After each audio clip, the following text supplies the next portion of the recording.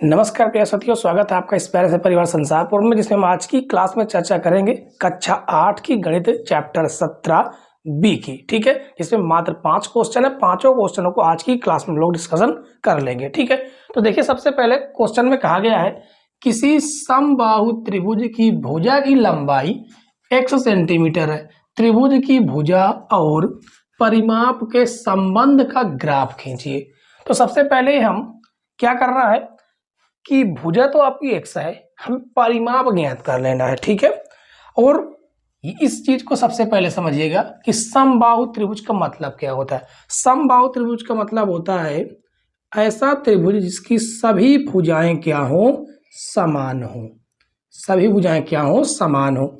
यदि एक भुजा उसकी x सेंटीमीटर दी गई है तो दूसरी भुजा भी आपकी x होगी, तीसरी भुजा भी आपकी x ही होगी। ठीक है, तो यहां पर हम लिखेंगे कि दिया है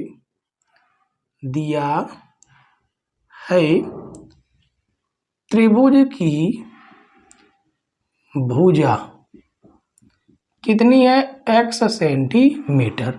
अब लिखेंगे त्रिभुज का परिमाप। तो त्रिभुज का परिमाप का फार्मूला क्या होता है, 3 गुणे भुजा। 3 गुणे भुजा। ठीक है, या तो आप सीधे इनको जोड़ सकते हैं कि ये x। परिमाप का मतलब है, परि मतलब चारों ओर, माप का मतलब है माप। तो x कितना हो जाएगा, 3x। आप ऐसे भी कर सकते थे। ठीक है, तो इनके दोनों के बीच का संबंध का हमें ग्राफ खींचना है। तो इसके पहले हम सबसे पहले बना लेंगे सारणिक। ठीक है, सॉरी, सबसे पहले हम क्या बना लेंगे, सारणी बना लेंगे। इनके संबंध की जो सारणी है उस सारणी को हम लोग तैयार कर लेंगे इस प्रकार की। पहले में आपकी रहेगी भुजा और दूसरे में रहेगा आपका परिमाप। ठीक है, अब देखिए भुजा मान लो यदि 0 है तो परिमाप भी आपका क्या होगा, 0 होगा। यदि हम भुजा मान लें कि 1 सेंटीमीटर है तो x की जगह 1 रखेंगे तो परिमाप का आपका आ जाएगा 3। भुजा की जगह पर x की जगह 2 रखेंगे तो आ जाएगा आपका 6। 3 रखेंगे तो 9 आ जाएगा और 4 रखेंगे तो आपका कितना आ जाएगा, 12 आ जाएगा। ठीक है, उसके बाद ये आपकी भुजा है, इधर जो है आपकी क्या है, भुजा किसमें, सेंटीमीटर में। और ये रहा आपका परिमाप त्रिभुज का। लिख देते हैं कि त्रिभुज का परिमाप। ठीक है, ये आपका टोटल क्या है, परिमाप है। अब देखिए भुजा 0 तो परिमाप भी आपका 0। भुजा यदि हम 1 रखते हैं तो परिमाप आपका 3 आ जाता है। 2 रखते हैं तो 6 आ जाता है। 3 रखते हैं तो आपका 9 आ जाता है। 4 रखते हैं तो आपका 12 आ जाता है। ठीक है, इधर से 1, इधर से 3, इधर से 2, इधर से 6, इधर से 3, इधर से 9, इधर से 4, इधर से 12। और यदि आप 5 रखेंगे, 5 रखेंगे तो आपका 15 आ जाएगा। इस प्रकार से आपका ग्राफ बनेगा जो कि 0 से होता हुआ बिल्कुल सीधी लाइन में जाएगा। ठीक है, ये बिल्कुल आपका सीधी लाइन में ही रहेगा, पटरी की सहायता से आप लोग खींचेंगे तो। ठीक है, तो ये है आपका परिमाप और भुजा के बीच के संबंध का ग्राफ। उम्मीद है आपको ये समझ में आ गया होगा। ठीक है, चलिए क्वेश्चन नंबर 1 के बाद हम लोग अब अगला क्वेश्चन सॉल्व करेंगे जो कि है आपका क्वेश्चन नंबर 2। दूसरा प्रश्न देखिए बच्चों, दूसरे प्रश्न में कहा गया कि एक आयत की लंबाई उसकी चौड़ाई से दुगनी है। आयत के क्षेत्रफल और चौड़ाई के संबंध का ग्राफ खींचिए। तो सबसे पहले ये जानते हैं कि आयत होता किस प्रकार का है। आयत ऐसा होता है जिसकी आमने सामने की लंबाइयां क्या होती हैं, बराबर होती हैं। ठीक है, गौर से पढ़िए, आयत की लंबाई उसकी चौड़ाई से दोगुनी है। यदि चौड़ाई हम क्या मान ले, x, चौड़ाई क्या मान ले, x मान ले। ठीक है, ये वाली जो चौड़ाई है इसे यदि हम x सेंटीमीटर मान ले तो आपकी जो लंबाई होगी ना, वो लंबाई आपकी कहा गया है कि जो लंबाई है उसकी चौड़ाई से दुगनी हो जाएगी। ठीक है, और यहां पर हमें लिखना होगा, लिखेंगे माना आयत की चौड़ाई बराबर x सेंटीमीटर, तो लंबाई इसकी कितनी हो जाएगी, लंबाई हो जाएगी 2x। अब आयत का हम निकालेंगे क्षेत्रफल, आयत का क्षेत्रफल फार्मूला होता है लंबाई गुणे चौड़ाई। तो लंबाई तो आपकी 2x है, चौड़ाई आपकी x है, तो क्षेत्रफल आपका आ जाएगा आपका 2x स्क्वायर। ठीक है, उसने कहा है किसके किस पे, चौड़ाई, ये आपकी चौड़ाई है और ये आपका क्षेत्रफल, इन दोनों के बीच में संबंध का हमें ग्राफ खींचना है। तो उसके पहले आपको बना लेनी है एक छोटी सी सारणी इस प्रकार की। ठीक है, जिसमें एक में आपका चौड़ाई रहेगी और एक में आपका क्षेत्रफल हो जाएगा। इस प्रकार से देखिए, ये आपकी हो जाएगी क्या, लंबाई, किसमें, चौड़ाई, ये आपकी हो जाएगी चौड़ाई, और ये हो जाएगा आपका आयत का क्षेत्रफल। अब मान लीजिए चौड़ाई आप 0 हो तो क्या क्षेत्रफल कुछ होगा, 0 ही हो जाएगा। यदि हम चौड़ाई x रख दें, कितना, चौड़ाई x रख दें, 1 रख दें, 1 का स्क्वायर 1 का गुणा 2 में करेंगे तो आपका 2 आ जाएगा। यदि चौड़ाई हम 2 रख दें तो 2 का स्क्वायर 4, 4 दूनी हो जाएगा 8। यदि हम 3 रख दें तो 3 का स्क्वायर 9, 9 दूनी हो जाएगा 18। यदि हम 4 रख देते हैं तो 4 के स्क्वायर 16, 16 दूनी 32। इस प्रकार यदि 5 रख दें तो 5 के स्क्वायर 25 दूनी 50 हो जाएगा। ठीक है, आप चाहें तो और आगे बना सकते हैं। अब देखिए, अब चौड़ाई आपकी 0 तो क्षेत्रफल भी आपका 0 होगा। चौड़ाई आपकी 1 तो क्षेत्रफल 2, इधर से 1 इधर से 2, ये आपका बिंदु मिल जाएगा 2, 8, इधर से 2 और यहां पर आपका हो जाएगा 8।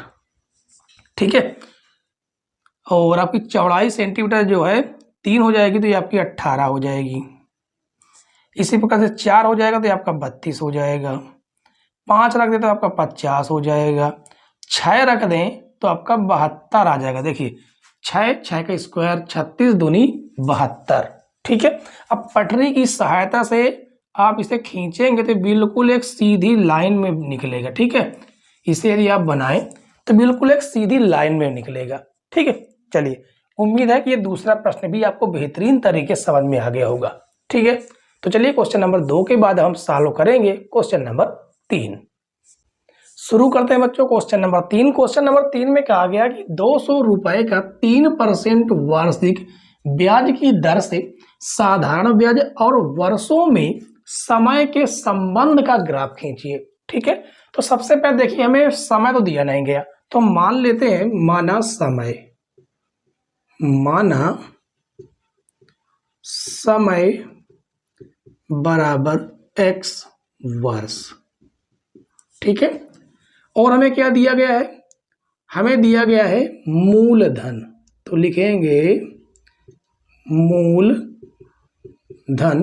जिसे हम प्रिंसिपल कहते हैं। ठीक है, कितना है, 200 रुपए, और हमें दर दे दी गई है, दर जिसे हम रेट परसेंट बोलते हैं, कितना है, 3%। ठीक है, और हमसे क्या पूछा गया है, साधारण ब्याज। साधारण ब्याज तो लिखेंगे साधारण ब्याज। ठीक है, जिसे हम क्या कहते हैं, सिंपल इंस्टेंट। ठीक है, ये हमें ज्ञात करना है। ठीक, तो चलिए लिखते हैं साधारण ब्याज बराबर साधारण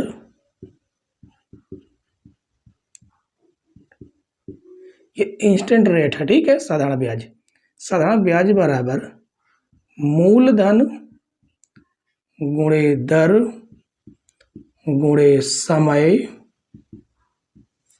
और बटे में आपका क्या होता है, 100 होता है, ठीक है। साधारण ब्याज को हम लोग SI से प्रदर्शित करते हैं। मूलधन हमारा है 200, दर है 3%, समय है कितना, x, समय x है, बटे में आपका 100। तो 2 जीरो से 2 जीरो कट जाएगा, मात्र बचेगा 2×6x, ठीक है। तो हमें समय और ये साधारण ब्याज में क्या ज्ञात करना, संबंध का ग्राफ बनाना है।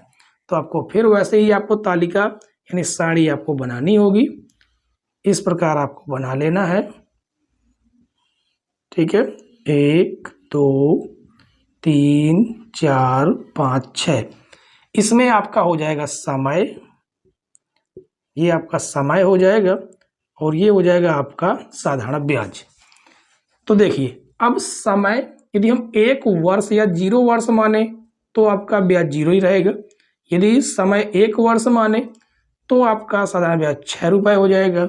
2 माने तो 2 का छंग 12 हो जाएगा। यदि समय 3 वर्ष माने तो तिछंग 18 हो जाएगा। 4 वर्ष माने तो 4 छंग 24 हो जाएगा और 5 वर्ष मांगे तो 5 छके 30 हो जाएगा, ठीक है। अब इनको आप देखिए कहाँ पर मिलेंगे, बिंदु कहाँ मिलेंगे, 0,0, ये आपका 0,0 ही है। 1,6 इधर से 1, इधर से 6, ये हो जाएगा। 2,12 इधर से 2, इधर से 12, 3,18 हो जाएगा इस प्रकार से, ठीक है।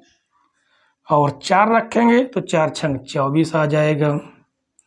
5 रखेंगे तो 5 छके 30 हो जाएगा और यदि 6 रख दें तो 6 छंग 36 भी हो जाएगा और भी आगे आपका बढ़ता रहेगा। अब पटरी के साथ इसको मिलाएंगे तो ये आपका एक बिल्कुल सीधी लाइन में मिलेगा, ठीक है। ये आपका बिल्कुल सीधी लाइन में मिलेगा। इस प्रकार से आपको इसका ग्राफ बनाना था। तो उम्मीद है बच्चों की क्लास आपको समझ में आ रही होगी, पूरी तरह से समझ में आ रही है तो वीडियो को लाइक शेयर और ज़्यादा से ज़्यादा अपने यार दोस्तों के पास साझा जरूर करें, ठीक है। तो चलिए क्वेश्चन नंबर 3 के बाद हम लोग सॉल्व करेंगे क्वेश्चन नंबर 4। क्वेश्चन नंबर 4 देखिए बच्चों, क्वेश्चन नंबर 4 में कहा गया कि एक बस 1 घंटे में 40 किलोमीटर की दूरी तय करती है। इसका मतलब है कि बस की जो चाल है वो 40 किलोमीटर प्रति घंटा है, ठीक है। और कहा गया बस द्वारा चली गई दूरी और समय के संबंध का ग्राफ खींचिए। तो यहां पर हमें चाल दी गई है, बस की जो चाल है वो चाल दी गई है, ठीक है। यहां पर लिख देते हैं बस की चाल कितनी है, 40 किलोमीटर प्रति घंटा, यानी 1 घंटे में 40 किलोमीटर। समय हमें दिया नहीं गया तो हम मान लेते हैं, माना समय बराबर t, किसमें, घंटे में, ठीक है, घंटे में। और हमें क्या करना है, बस द्वारा चली गई दूरी और समय के बीच में संबंध निकालना है। तो हमें दूरी का फार्मूला लगाना होगा, दूरी बराबर चाल गुणे समय, ठीक है। तो लिखेंगे बस द्वारा चली गई, तो आपका फार्मूला है, ये आपका फार्मूला है। लिखेंगे बस द्वारा चली गई दूरी बराबर चाल है आपकी 40 किलोमीटर प्रति घंटा, समय आपका है कितना, t, ठीक है। तो समय और दूरी के बीच में संबंध हमें निकालना है, तो उसके लिए हमें सारणी तो एक बनानी ही होगी इस प्रकार की, ठीक है, जिसमें समय रहेगा और दूरी रहेगी। चलिए अब यहां पर लिखेंगे आपका समय है और ये हो जाएगी आपकी दूरी। यदि समय 0 है, टाइम 0 है, तो दूरी भी आपकी 0 ही रहने वाली है। यदि समय 1 घंटा कर दें तो दूरी 40 घंटा चलेगी बस। 2 घंटा कर दें तो 80 किलोमीटर, 3 घंटा कर दें तो 120 किलोमीटर, और 4 घंटे कर दें तो 4 चौको 16, 160 किलोमीटर की दूरी तय करेगी बस। ठीक है, तो 0 0 आपको यही मिलेगा। 1,40, इधर से 1 इधर से 40, ये हो जाएगा 2,80, x की तरफ से 2, y की तरफ से 80, क्योंकि ये आपका समय है घंटे में और ये आपकी दूरी है। ठीक है, 3 120 यहाँ पर आएगा, उसके बाद 4 160, ये थोड़ा सा इधर पर आएगा, ये हो जाएगा। यदि 5 रख दें तो 5 चौको 20, 200 हो जाएगा। यदि 6 रख दें तो 6 चौको 24, 240 हो जाएगा। पटरी की सहायता से बनाएंगे तो ये आपका एक बिल्कुल सीधी लाइन में बनेगा। ठीक है, इस प्रकार के ग्राफ आपको बनाने हैं। उम्मीद है बच्चों क्वेश्चन नंबर 4 भी आपको समझ में आ गया होगा। तो अब आज की क्लास का लास्ट क्वेश्चन देखते हैं, क्वेश्चन नंबर 5।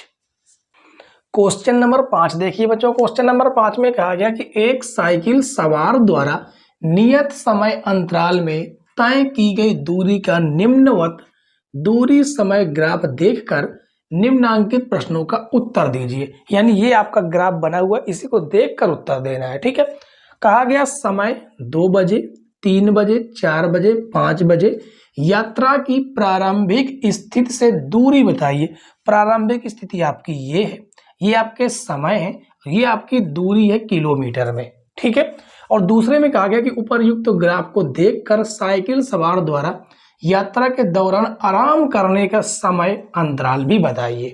ठीक है, चलिए सबसे पहले हम उत्तर लिखेंगे ए नंबर का। ठीक है, उत्तर ए। देखिए 2 बजे, 2 बजे कितना, 2 बजे कितने किलोमीटर चला है, उसके बाद 3 बजे, ठीक है, 4 बजे